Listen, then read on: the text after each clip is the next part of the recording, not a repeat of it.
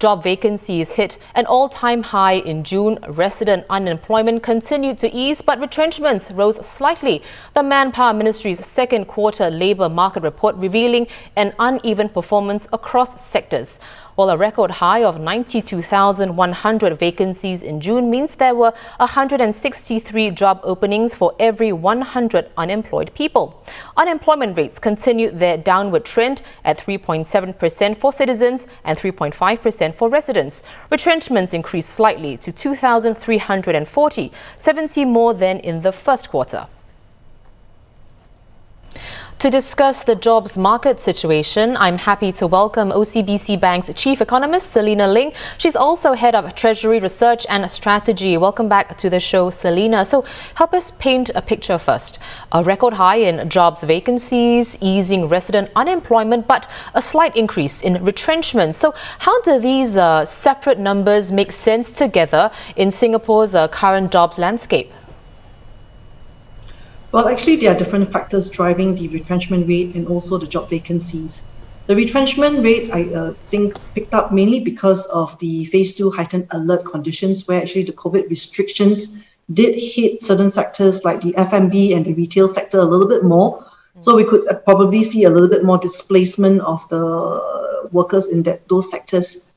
But if you look across to the other sectors like construction and manufacturing, for instance, I think for those, they are really facing a foreign manpower crunch because the borders remain closed and hence they are unable to substitute with local labor.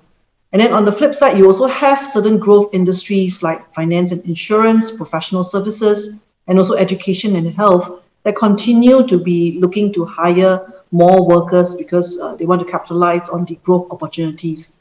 So that's why you have the unemployment and also the retrenchment numbers going two different ways. The high number of jobs vacancies in Q2 was mainly owed to border restrictions and manpower demand in growth sectors. Selena, given that border restrictions have hardly eased since then, what's your outlook for this job vacancy number in the third quarter?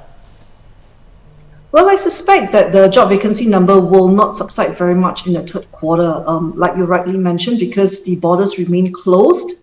So it's quite challenging to actually get the foreign manpower in.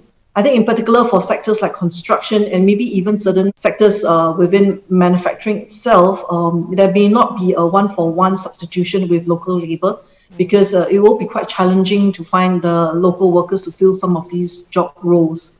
I think it's a much easier proposition if it's for white-collar workers, finding roles within the growth industries like infocoms or within the professional services or financial services.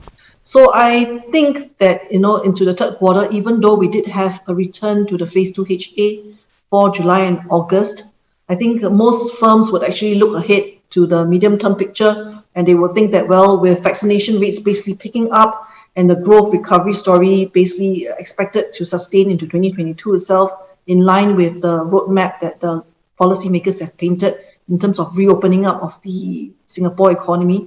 So they may actually continue to, replace some of the workers that they have lost, especially from the non-resident side, or even be looking to do fresh hires, really to position themselves for the opportunities that may come next year. Today's figures show that there are jobs available. What are your thoughts on who could fill these positions, whether from the local or foreigner workforce? Well, I think if you're talking about jobs within construction or the more labor-intensive, roles within manufacturing itself, it will still be quite challenging to find local workers who are willing to take up those roles. I suppose for some of these roles, I think if there is a bit of technology that can fill the gap in the interim, that would definitely help. But for the opportunities that are in more skill-specific roles, like within ICT, for instance, or within the financial industries, then actually there is, a gap that basically retraining and also reskilling can help. The other option really would be to tap on, like retirees or housewives or even the youth who may be looking for either part-time or they are maybe willing to return to the workforce full-time. And that could actually help ease the manpower crunch a little bit for some of these sectors as well. Right. Well, Selena, thank you so much for joining me on the show today. That was Selena Ling, Chief Economist at OCBC Bank.